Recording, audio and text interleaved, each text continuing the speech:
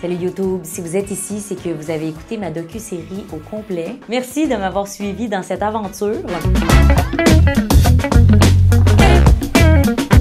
Après avoir vécu toutes ces aventures-là, je réalise que ma force en tant qu'humoriste, c'est mon authenticité. C'est aussi une de mes forces au niveau de la création de contenu. Le but de mes vidéos, quand je publie sur les réseaux sociaux, c'est de partager la réalité à l'état pur, de montrer le pas beau dans ce qui habituellement est montré puis que c'est beau, puis de partager ma réalité pour que les gens puissent se rattacher à ça puis se reconnaître à travers ma réalité. Maintenant, si je switch au niveau de l'humour, je réalise que c'est aussi ça mon but sur scène. J'ai envie que ce que je vais raconter, ça aille chercher des gens, que les gens se reconnaissent, que les gens puissent dire « Hey, je connecte avec ce que tu as dit ». Par exemple, il y a un petit gars, une fois après un spectacle, qui est venu me voir puis qui m'a dit « Hey, tu sais, le bout de ce que tu parles, que tu es dyslexique, je comprends, moi aussi je le suis, puis je vis la même chose, tu sais, quand un mot vient pas, nanana ». C'est pour des moments comme ça que je fais de l'humour. Ça nourrit le contenu que je décide de partager sur scène, tu sais. C'est important pour moi de pas faire de la fiction, mettons, puis de dire des trucs qui me rejoignent pas du tout. Après avoir vécu tout ça, est-ce que j'ai finalement découvert mon processus créatif? J'aurais tendance à dire oui puis non. Non, parce que je crois que ça va prendre plus de temps pour vraiment définir mon processus créatif. Mais oui, parce que je crois que la série m'a permis d'aller chercher beaucoup d'outils. Par exemple, je peux définitivement dire que l'écriture sur un ordi ne fait pas partie de mon processus créatif. Ok, mais Olivia, pourquoi tu es capable de monter une vidéo pendant des heures sur ton ordi, mais que tu n'es pas capable de t'asseoir 20 minutes pour écrire un bit d'humour?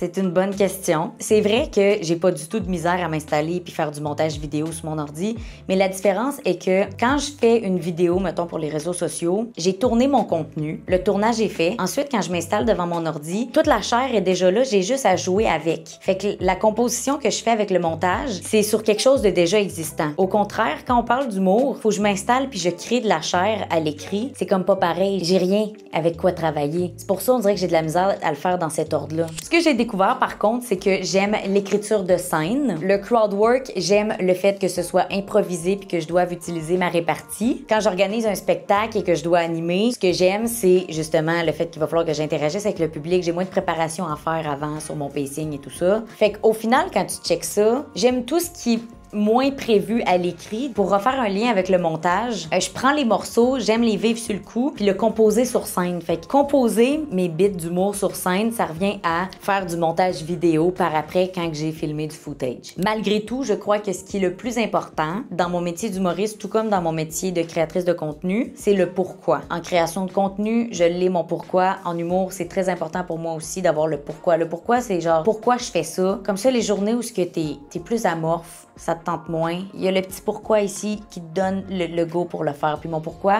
c'est que je veux aller rejoindre des gens, je veux que les gens se reconnaissent dans ce que je fais. J'ai vraiment besoin de faire quelque chose que j'aime. Je peux pas m'installer dans un bureau puis répondre à des courriels, hein, vous comprendrez. Fait que j'ai besoin de faire un métier aussi qui change, qui me donne des nouveaux défis à chaque fois, qui peut évoluer extrêmement vite. C'est mon pourquoi, je crois que c'est le plus important. Tant que tu as ton pourquoi dans la vie, tu vas pouvoir continuer à avancer. Puis pas juste dans mon métier, je pense que dans la vie, là, tout le monde doit avoir son pourquoi, peu importe ce qu'ils font. Puis j'ai l'impression que tant que je vais avoir mon pourquoi, je vais avoir le jus puis le gaz pour mettre le pied sur la pédale, continuer à avancer dans ma route vers le futur. Olivia, dans 6 mois, tu te vois où? Ça devient assez payant pour que je puisse donner 100% de mon temps à l'humour. Dans 1 an, j'ai créé tellement de stock que j'ai maintenant 1 heure de show. Donc, j'ai un one-woman show qui est en route. On fait la promotion de ça. Dans 2 ans, tu te vois où? Mon one-woman show est en rodage. J'ai fait un gala. J'ai été en France. J'ai fait de l'humour en France, pourquoi pas. Dans 5 ans, je suis